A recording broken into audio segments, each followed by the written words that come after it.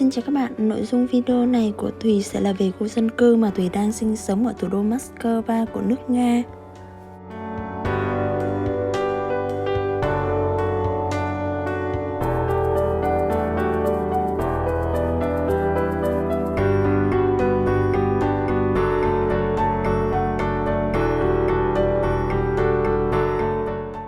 Để nói tổng quan một chút về Thùy và khu dân cư này, Thùy mua căn hộ ở đây từ năm 2018, tức là Thùy đã sống ở khu dân cư này được hơn 3 năm rồi ạ.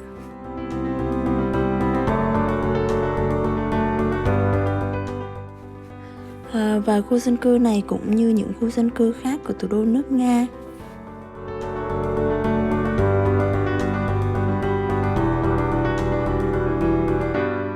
Các bạn biết vì sao người dân ở Nga thường sống trong căn hộ bên trong thành phố không ạ? Căn hộ thường là nơi ở chính và nhà ngoại ô là nơi nghỉ dưỡng ạ. Tôi nghĩ lý do là vì khí hậu lạnh ở nước Nga rất khắc nghiệt, mùa đông kéo dài. Khi họ sống trong những căn hộ, họ sẽ giảm được chi phí sưởi ấm. Vì ở nhà riêng lẻ thì chi phí này cao hơn rất là nhiều ạ.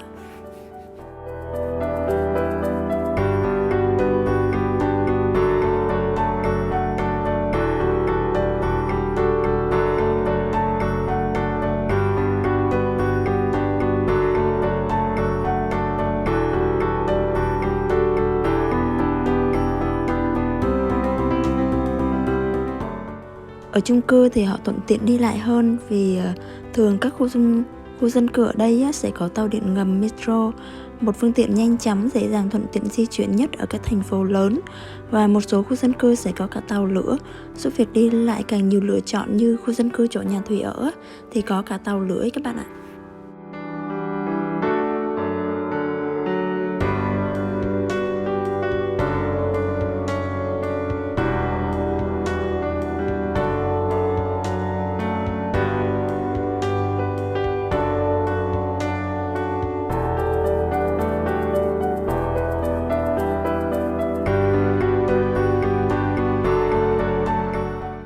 Mùa đông ở Nga kéo dài.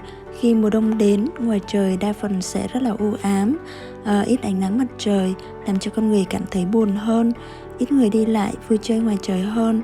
Nên ở các khu dân cư đông đúc thì sẽ vui vẻ và đỡ buồn tẻ vì vắng vẻ hơn ạ.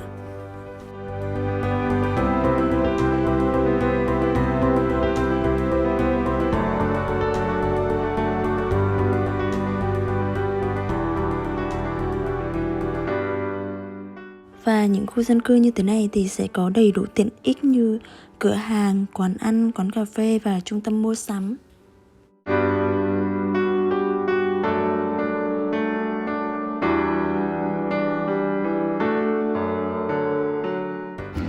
Ở những cái khu dân cư, những cái tòa nhà như thế này ý, thì ở phía tầng trệt sẽ có những cái cửa hàng như thế này các bạn. Đây là những cái cửa hàng thực phẩm, nhu yếu phẩm.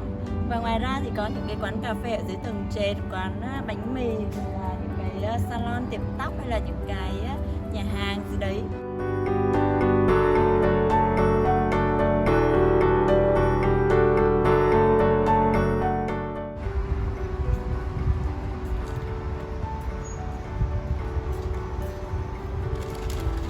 Thì đã mua bánh và ca ở đây rồi đấy các bạn.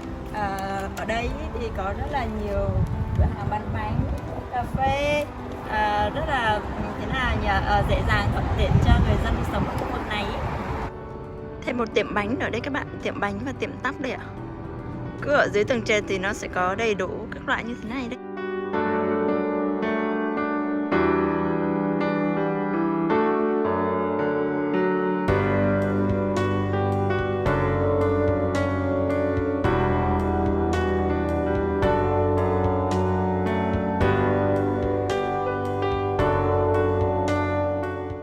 Và còn một điều quan trọng nữa đó là dành cho con cái. Trong những khu dân cư như thế này thường sẽ có trường học từ mẫu giáo tới lớp 12, thuận tiện cho con cái đi học. Như ở khu nhà Thùy có tới 4 trường cho 5.025 suất từ lớp 1 tới lớp 12 và 6 trường mẫu giáo cho 1.300 suất. Ngoài ra, trẻ em còn có những khu vui chơi giải trí dưới sân dành cho từng độ tuổi. Trẻ em được giao lưu với các bé khác, có nhiều bạn bè hơn, giao tiếp nhiều hơn và có cơ hội được học hỏi với nhau nhiều hơn.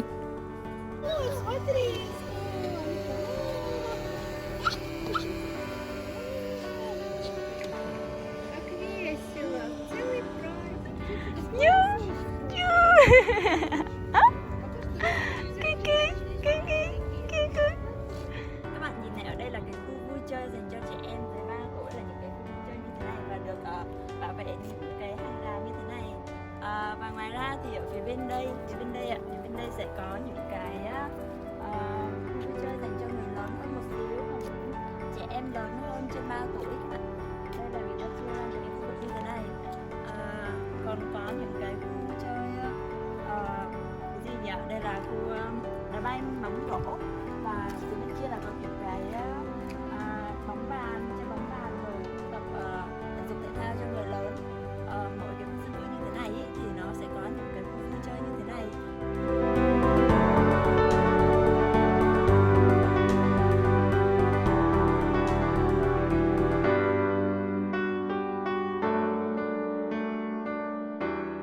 Sẵn đây thì nói thêm một chút về tình cảm hàng xóm ở khu dân cư này. Ở đây mọi người tôn trọng lẫn nhau, quan tâm và nói chuyện với nhau rất là nhiều ạ. Nguyên toàn bộ khu dân cư sẽ có một nhóm chat trên Telegram, và mỗi dãy nhà cũng có một nhóm chat riêng để có thể chia sẻ mọi vấn đề liên quan. Ở đây Thùy không thấy mọi người phân biệt đối xử với nhau, ai cũng như ai, và họ quan tâm giúp đỡ với nhau rất là nhiều. Thùy lấy một ví dụ là ngay ngày hôm nay, khi Thùy dẫn con ra khu vui chơi, Thùy muốn cho bé ngồi xích đu. Đang bế em bé thì xích đu bị bẩn cát bụi. Chị đứng ở bên cạnh cũng có bé chơi xích đu, thì chị ấy mới bảo là để chị lấy khăn giấy lau giúp em, chứ bé đang còn nhỏ quá. Các bạn thấy không ạ? Nhìn người Nga vẻ ngoài khó tính lạnh lùng, tuy nhiên bên trong họ rất ấm áp và tốt bụng với các bạn ạ.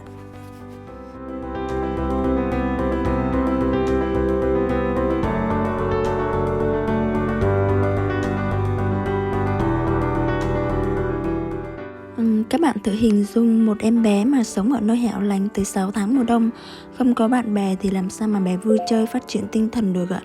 Thế nên đặc trưng của người dân ở thủ đô Moscow là sẽ có những căn hộ hoặc căn nhà ở nơi đông đúc khu dân cư, và một căn ngoại ô nghỉ dưỡng vào cuối tuần và mùa hè.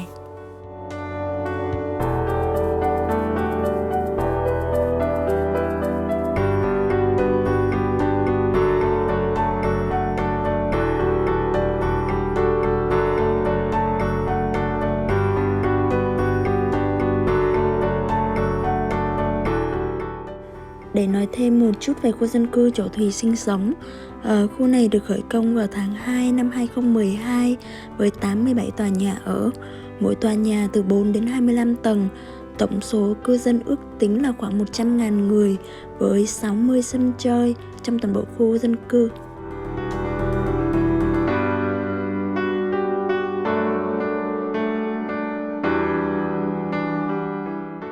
Khu dân cư này có cơ sở hạ tầng là tàu điện ngầm và tàu hỏa thuận tiện đi lại, cách đường cao tốc 8 km, bệnh viện với 270 giường, trạm cấp cứu với 4 ô tô cứu thương, phòng khám đa khoa với 700 lượt mỗi ca, trạm cứu hỏa, trung tâm thể dục và rạp chiếu phim.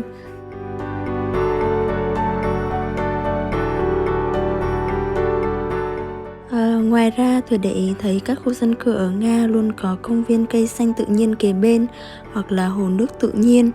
Ví dụ như khu dân cư chỗ nhà Thùy thì có 2 công viên tự nhiên, là chỗ để mọi người đi dạo, tập thể dục hay là đưa em bé đi dạo mỗi ngày như Thùy. Và kế bên sẽ có một hồ nước để mùa hè người dân có thể ra nghỉ ngơi, tắm sông và tắm nắng ở bên hồ.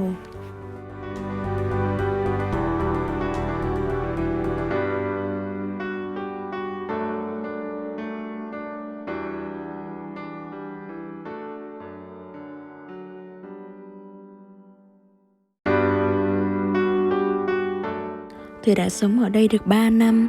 Thùy thấy các dịch vụ thật sự tốt. Ví dụ như thang máy luôn có người trực. Chỉ cần có một sự cố nhỏ, họ sẽ có mặt ngay. Dọn dẹp vệ sinh cũng sạch sẽ. Ngoài sân luôn có những đội dọn dẹp, trồng và chăm sóc cây cảnh. Mùa đông thì dọn tuyết sạch sẽ.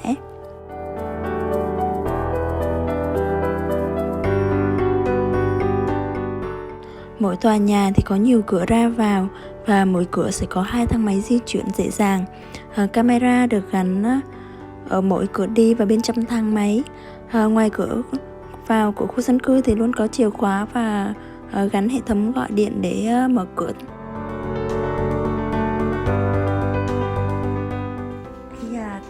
cả nhà, ở mỗi cái khu dân cư như thế này ấy, mỗi cái cửa ra vào ấy thì nó có 2 cái thang máy như thế này này. Một cái thang máy lớn để vận chuyển hàng hóa với là một cái thang máy nhỏ. Thang máy này nhỏ hơn. Đây là thang máy ở trong khu dân cư chỗ Thì đây các bạn. Có camera ở phía trên. Đây. Thang máy cũng rất là rộng như này. Đây là 17 lầu hết. Cái đường này thì dành cho người ta đẩy xe đẩy em bé này cả nhà. Và đây camera gắn ở khắp nơi trong đây ạ. Đây camera gắn ở khắp nơi đây. Hai cái cửa này là dành cho mùa đông này các bạn. Tại vì mở cửa ra thì nó sẽ hơi lạnh nó vào ấy, thế là bên đây thường người ta làm 2 lớp cửa.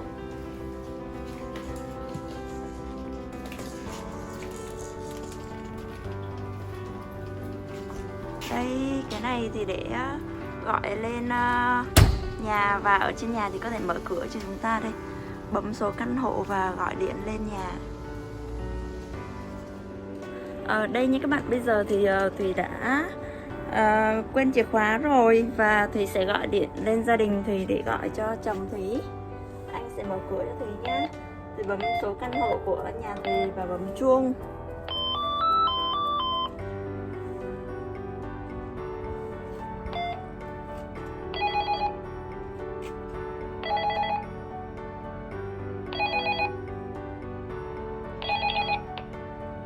Papa, lên nào.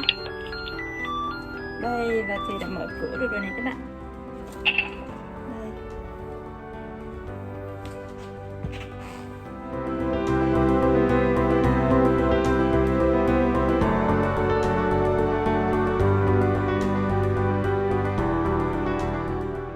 Bên ngoài họ chăm sóc cây cảnh, hoa và được trồng luân phiên liên tục các loại cho đến hết mùa hè. Các cửa hàng bên dưới tầng trệt sẽ phục vụ đầy đủ nhu yếu phẩm và được giao hàng miễn phí. Đó là một khu dân cư bình thường ở thủ đô Moscow ấy các bạn. Và nói chung Thùy rất hài lòng với những tiện ích ở những khu dân cư như thế này. Cảm ơn các bạn đã xem video của Thùy.